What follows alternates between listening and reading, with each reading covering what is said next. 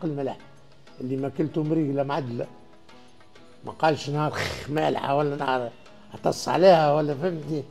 بارك الله فيك، يرحم والديك، ربي يبارك لك. تسمع منه الراجل قبل، الرجال قبل، اكيد الكلمه المزيانه. ربي يبقي لي مريتي، ربي يفضلك صغيراتك، ربي يطول عمرك، ربي يخليك. اكيد الكلمه الحلوه عندهم قبل. السنة عملت بروجرام اللي باش نهدي المدام نتاعي هديه، فهمت ولا قطعه ذهب صغيره لا محاله، اما كيفيا راه مش شرط. هي معناها كما نقولوا فيها عشيرتي، عشيرة عمري، فهمتني. بقينا حبيت مش نهديها لها هديه زاد وما في بالهاش بها، فهمتني.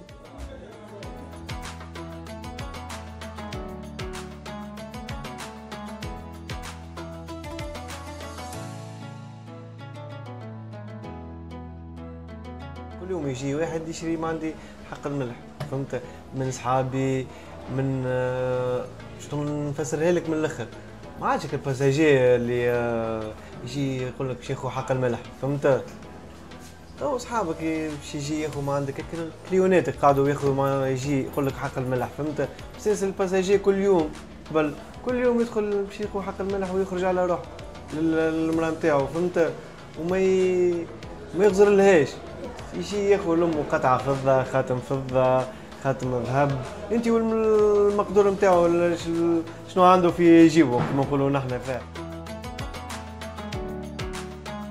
تعد عادة حق الملح في تونس تقليدا اجتماعيا يرتبط بمناسبة عيد الفطر، حيث يكرم الزوج والزوجة تقديرا لمجهوداتها خلال شهر رمضان.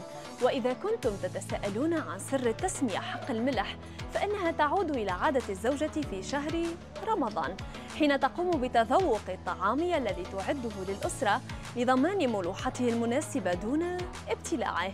وتتمثل هذه العادة في تقديم هدية قيمة للمرأة التي أعدت الطعام للعائلة طوال شهر رمضان، كما تقضي العادات بتقديم الزوجة طبق الحلويات وفنجان القهوة لرب الأسرة بعد عودته من الصلاة يوم العيد، على أن يعيده محملاً بخاتم أو سوار أو مبلغ من المال هدية تقدير. وأنتم شاركونا تجاربكم، وهل ما زلتم محافظين على هذه العادة أم لا؟